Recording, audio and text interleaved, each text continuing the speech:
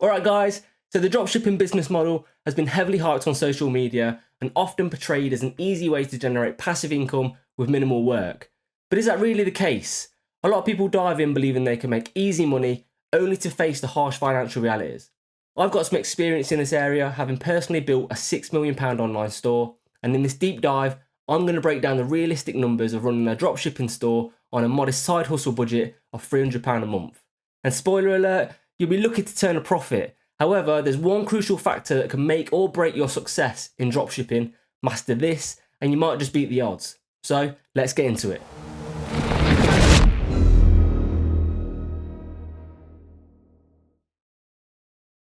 At its core, dropshipping is a retail fulfillment method where store owners don't hold inventory. Instead, when a customer places an order, the supplier ships the product directly to them. This means there's no need for warehouse storage, upfront stock purchases, or handling logistics. As well as that, here are some other reasons you might want to consider dropshipping. Dropshipping has a low barrier to entry. Unlike traditional retail businesses that require significant upfront investment in inventory and storage, dropshipping allows you to start with minimal capital. All you need is a website, a reliable supplier, and an effective marketing strategy to begin selling. One of the biggest advantages of dropshipping is that you never have to deal with stock management, packaging, or shipping. Your suppliers handle all of these logistics, allowing you to focus on marketing, customer service, and building your brand.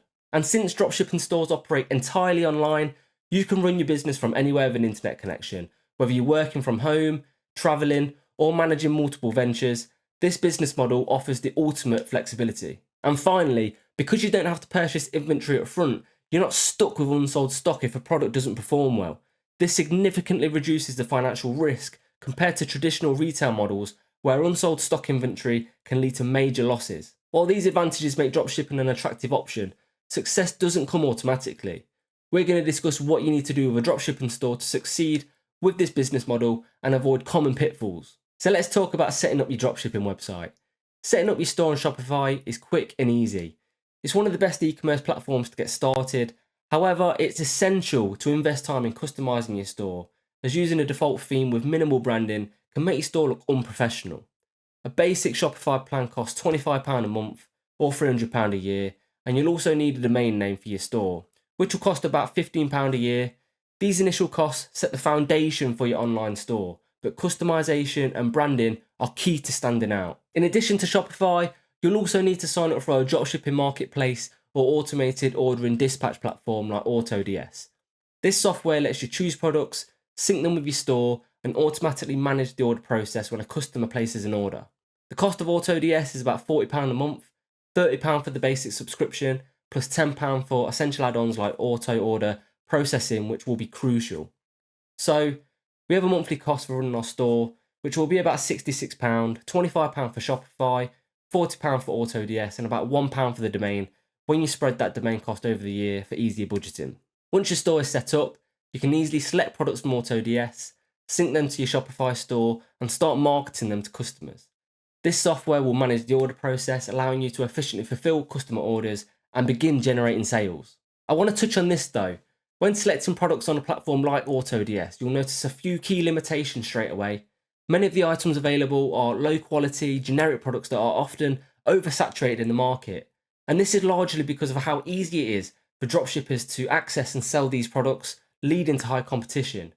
A major advantage of dropshipping is the low barrier to entry, almost allowing anyone to start, but on the flip side, this also results in smaller profit margins. So let's pick a product to analyse. We'll choose a sun lounger that costs £90 and autods recommends selling it for £110, giving us £20 profit per order. But the thing is, if you search for the same product elsewhere, you'll often find it for a similar or even cheaper price. This price competition significantly reduces the potential for high margins. With £20 profit per order, you'd need about 3 sales to cover your monthly costs, and I'll touch on why I've selected a product of this value later on in the video. This video is focused on the numbers behind dropshipping, but be sure to subscribe so you can catch my upcoming content on product selection and identifying your ideal niche. Okay, right, so for the argument's sake of going all in on dropshipping, we're not concerned about the product saturation or the lack of margin, because at the end of the day, we're going to market the out of these products. And that's how we'll turn this into an automated, passive endeavour. Well, that's what those course sellers would say here. But let's run through some realistic scenarios. You're going to need to get these products in front of people, and platforms like Google Ads and Meta are your biggest tools for doing this. To kick things off, let's start with Google Ads. Mastering this is absolutely essential for success in any kind of e-commerce. Once you've set up your account, linked everything to your website, you can dive into creating your campaigns, setting your budget, and crafting the right messaging to drive traffic to your store. We had a basic side hustle budget of £300 with £66 already spent on our site and software, leaving £234 for marketing and driving traffic to our website. If I allocate the full remaining £234 to marketing, I would have spent the entire £300 budget. To cover these costs, I'd need to secure at least 15 orders, and any orders beyond that will be generating a profit. So we need traffic. To drive that traffic, it costs money, and that's what's referred to as cost per click, or CPC. And this is the price you pay each time someone clicks on your ad. The cost of a click can vary based on the competition in your market, and when a Google search is made, an auction runs instantly in the background where you and your competitors are all placing bids to secure the top positions on the search engine results page. You can control how much you want to spend on traffic by adjusting your max CPC bid. Lowering the bid means you'll get more clicks for your budget, but there's a risk that you might lose out on auctions and your products won't be shown as often. Dialing up the bid means you'll get fewer clicks for your budget, but you'll be more likely to win more auctions and land those prime positions. And since we're operating in a highly competitive market, it's important to raise the max CPC to make sure our store stands out against the competition. For this example, I'm going with 50p per click. It's not too low, but it's not crazy high either. It's a good starting point and a nice easy number to work with. With this bid and my budget, I expect to receive around 468 clicks to my website. Okay, so I've set up my store, loaded all the products, and I've completed all the necessary background work. And after launching my marketing campaigns, I've managed to get about 468 clicks through to my website, which has all cost me £300 so far. Based on the profit margin I've selected for my products, I know that I need 15 orders to break even. This gives me my required conversion rate to break even, which is 3.2%.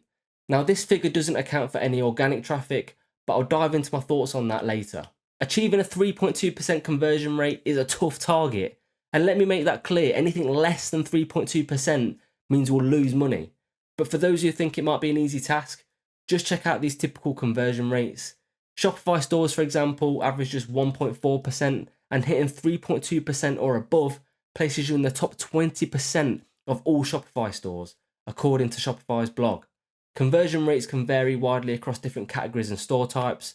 For instance, home and furniture stores just average 1.24%, while average across all e-commerce stores is 1.81%. So this figure is just to break even, and if I've spent £300 in a month and I want to make a 25% return for my efforts, I know that from a profit per order, I'll need to make an additional 4 sales on top of the 15 required to break even. This brings my required conversion rate up to 4%, which is going to be tough based on what I've shown so far. But keep watching to find out what I believe is the key to mastering this model and ensuring success. So now's the perfect time to discuss why I picked the £90 Sun Lounger to sell at £110. Getting the right price point is crucial for maximising conversion rates and profitability, especially in dropshipping. After what I've gone over so far, you might think it'd be easier to achieve higher profits by selling a product with a higher margin, which makes complete sense. However, there are a few key challenges when it comes to dropshipping. As I showed earlier, many of the products available for dropshipping can be easily found elsewhere, often at a lower price. With high value products, this becomes an even bigger issue, as people are far more likely to shop around for the best deal. No matter how clever your marketing tactics are, a significantly cheaper option elsewhere will almost always be more appealing, leading to lower conversion rates or even slimmer margins. So if high-priced items naturally have lower conversion rates, wouldn't it make sense to go for a lower-priced product instead? I mean, in some ways, yeah, people are less likely to shop around for cheaper products, making those impulse purchases more common. Plus, minor price differences ain't as noticeable, allowing you to build in slightly higher markups. However, the downside is that lower priced products are usually the most saturated and the margins can be painfully slim. If you're sourcing a product for £20 and selling it with a 20% margin, you're only making £4 to £5 per order, meaning you need a massive volume of sales to break even and turn a profit. With a 12.8% break even conversion rate with our setup costs and average CPC of 50p, the numbers get a bit silly.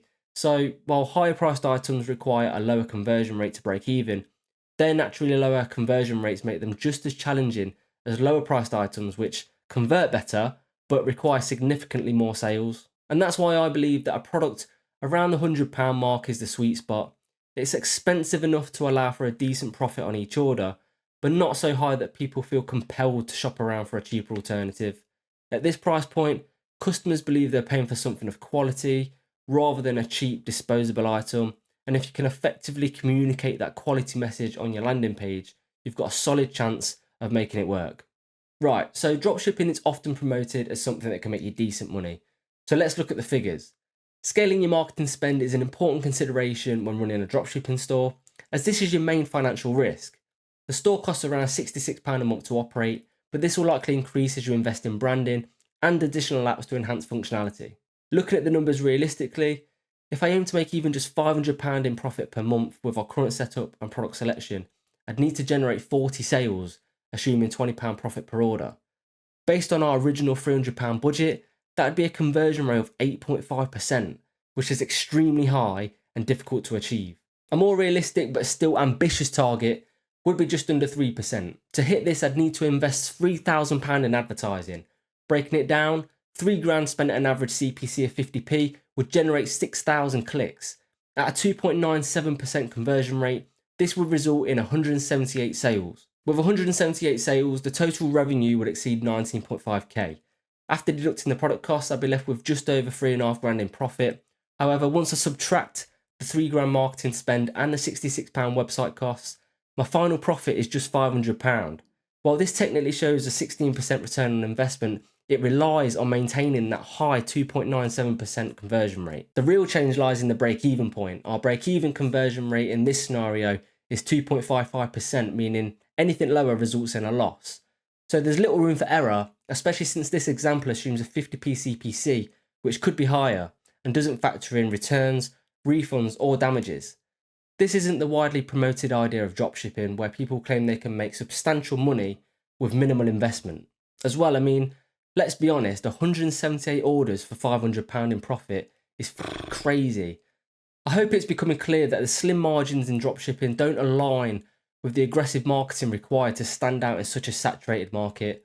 But keep watching, because I'm about to share what I believe is the real way to make dropshipping worthwhile. But before I get onto that, let's sum up what I've discussed so far. Dropshipping may seem appealing because of its low barrier to entry, minimal upfront costs, and its relatively low risk. But as I've shown, the reality is tough. The tight profit margins make it a challenging business model that needs careful planning and execution. And while you've got control over your level of risk based on how much you invest in marketing, this flexibility also adds to the difficulty of achieving sustainable profits. The high break-even conversion rates means there's little room for error. One misstep in pricing, marketing, or product selection can quickly turn a potential profit into a loss once product costs and advertising expenses are factored in. While dropshipping offers opportunities, its risk-free appeal is precisely what makes it so competitive and difficult to turn into a consistently profitable venture. So, can you actually make good money dropshipping? Well, yeah, succeeding with dropshipping is possible, especially if you want to create an e-commerce business without handling product inventory, one of the key advantages of this model.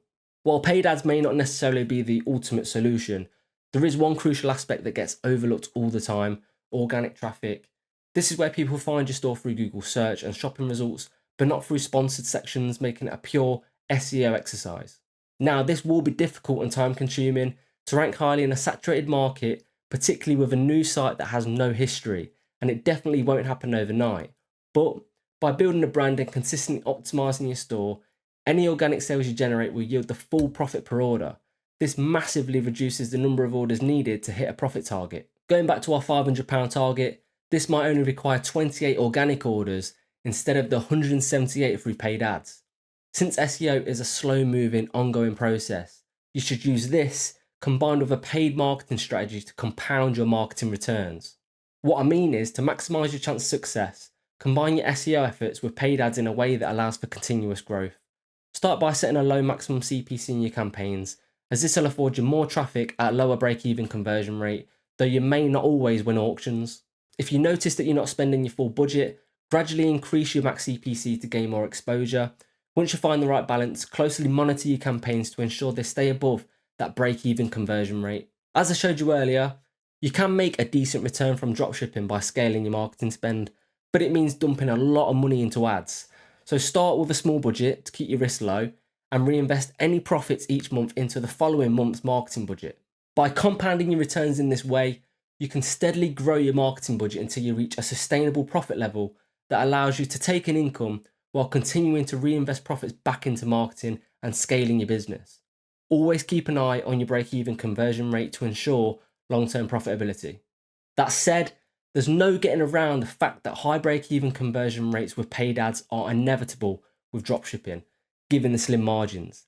This makes it even more crucial to focus on optimizing your store for organic traffic and finding ways to lower your overall marketing costs to stay profitable.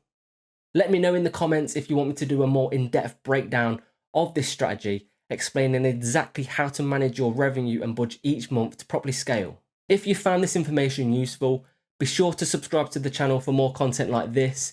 If you're considering setting up a dropshipping store, I'd love to hear your thoughts. What strategy are you using? Does it align with the one I mentioned earlier? Are high break-even conversion rates something that puts you off? Or do you have a different perspective? For more e-commerce tips and insights, make sure to check back soon for more videos. This channel covers all things making money online, from things like this to high yield alternative investments. And if you'd like to find out a little bit more, head over to our website at pfcapital.co.uk. Like, subscribe and follow us on all of our socials to get all of this as soon as it drops. But that's it for now. See you in the next one.